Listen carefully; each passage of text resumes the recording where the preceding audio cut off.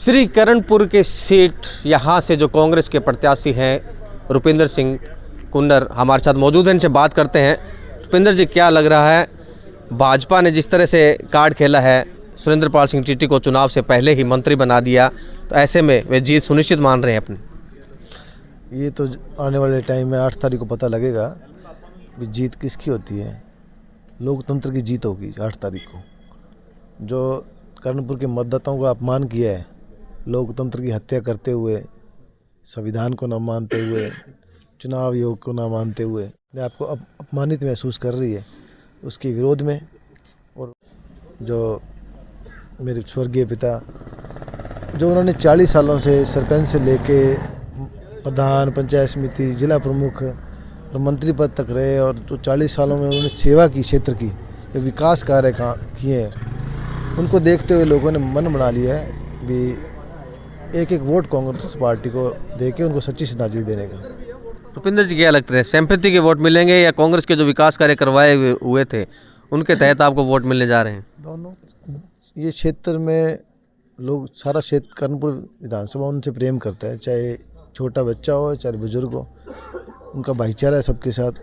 उसको देखते हुए, उनकी ईमानदारी को देखते हुए, और जो विकास कार्य हुए हर क्षेत्र में, उसको देखते हुए सब लोग उनको इस बार श्रद्धांजलि के रूप में एक वोट देंगे। सुरेंद्र पाल जी से अभी बात की थी हमने, उन्होंने छवि पे सवाल उठाया कि गुरमीत जी की छवि थी काफ़ी बढ़िया थी, आपकी छवि को लेकर उन्होंने सवाल उठाए हैं, क्या लगता है आपको?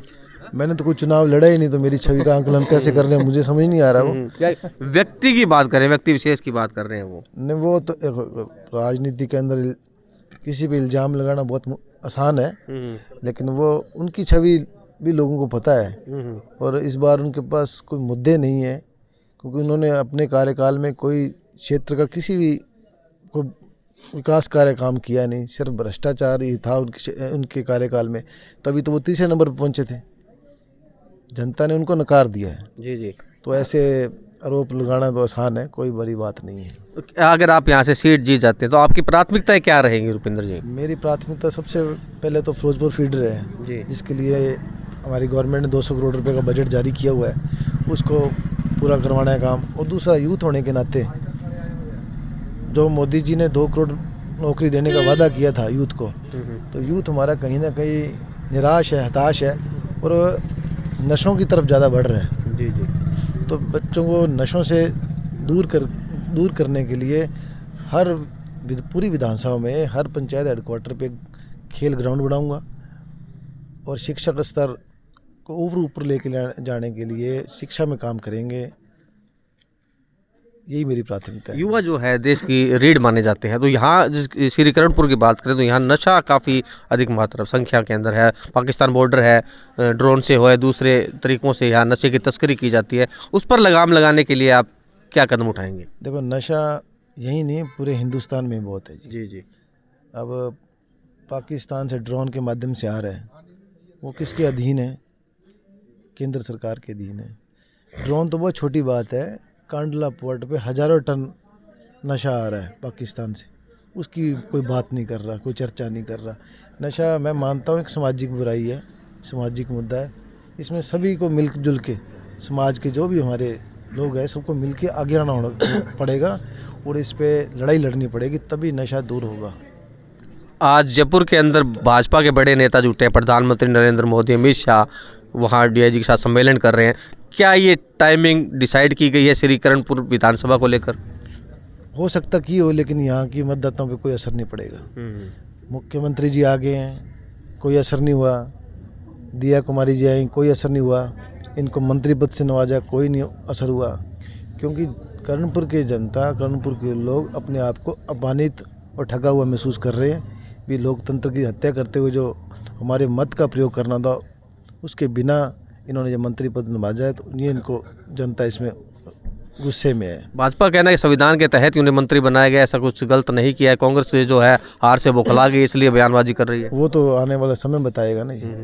मुझे नहीं लगता चलते चुनाव में, हिंदुस्तान की राजनीति में चलते चुनाव में कैंडिडेट को कभी मंत्री पद से नवाजा हो। भाजपा कह रही है कि सत्ता के अंदर भाजपा सरकार है तो लोग हैं जो भाजपा की तरफ मतदान करेंगे, क्योंकि विकास कार्य सरकार जो है उसी के तहत हो सकते हैं। विकास कार्य करवाने के लिए सत्ता की ज़रूरत नहीं है, चाहे विधायक बीजेपी का है चाहे कांग्रेस का, उसको बराबर के अधिकार है, संविधान ने दिए हैं। जैसे वोट का बराबर का अधिकार है, उसी तरीके से 200 विधायक हैं, सबको बराबर के अधिकार है, बराबर के फंड है, बराबर का बजट है। तो ये काम करवाने के लिए सच्ची नीयत और नीति चाहिए, सेवा भाव चाहिए। मुख्यमंत्री सवै भजनलाल शर्मा जो हैं वो अपील कर रहे हैं कि सुरेंद्र पाल सिंह टिटी है उनको यहाँ जितवाएं। वो भाजपा के कैंडिडेट है तो उनका फर्ज बनता है वो अपील करने का, वो कर रहे हैं। उनके लिए नाक का सवाल बना हुआ, क्योंकि जिस तरह से उन्होंने अभी चुनाव से पहले ही उन्हें मंत्री घोषित, अगर वे हार जाते हैं तो उनकी किरकिरी हो सकती है। भाई मेरा तो उन सीएम साहब से यही एक प्रार्थना है, भी नाक का सवाल आप बनाएं, चिरंजीवी योजना चलाएं, जो सरकार की योजना थी उसको बंद ना करें, जो सड़कों के काम थे वो जो टेंडर प्रक्रिया थे वो काम रोक दिए, सारे काम रोक दिए। नाक का सवाल वो बनाए, जनता हॉस्पिटल में भटक रही है। चिरंजीवी योजना एक बहुत बड़ी योजना है जिसका आम जन को बहुत लाभ मिल रहा है, लेकिन जब से ये 1 महीना से सरकार हो गई है आई हुई, इन्होंने चिरंजीवी योजना बिल्कुल बंद कर दी है।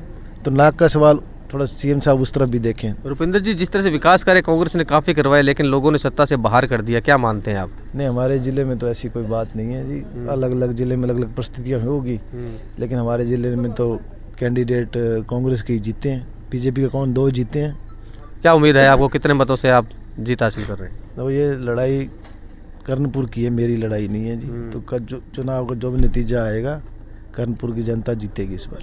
निश्चित तौर पे ये थे रुपिंदर सिंह रूबी, जिन्होंने कहा है कि ये मतदान जो है कर्णपुर की जनता का है, और वे इस बार जो इन्होंने भाजपा ने जो कार्ड खेला है, मंत्री पद दिया है सुरेंद्र पाल सिंह को चुनाव से पहले ही, तो कहीं ना कहीं इसका खामियाजा भी उन्हें भुगतना पड़ सकता है। और सबसे बड़ी बात इन्होंने कही है, जो नशा इस इलाके के अंदर है उसे वे दूर करने का प्रयास करेंगे। और अपील भी की है यहाँ के मुख्यमंत्री भजनलाल शर्मा से कि जो गहलोत सरकार की योजनाएं थी, चिरंजीवी योजनाएं, उन्हें बंद न करें, क्योंकि लोगों के लिए फ़ायदे के लिए योजनाएं चलाई गई थी, और अगर उन्हें बंद करते हैं तो कहीं ना कहीं जनता इससे त्रस्त होगी और उन्हें नुकसान पहुँचेगा। देखना होगा कि जो ये इन्होंने दावा किया है कि वे जीत यहाँ से हासिल कर रहे हैं, मतगणना के बाद में किनके दावों के अंदर कितनी सच्चाई है। कैमरा साहिल के साथ गुलाम नबी, श्री गंगानगर, कर्णपुर।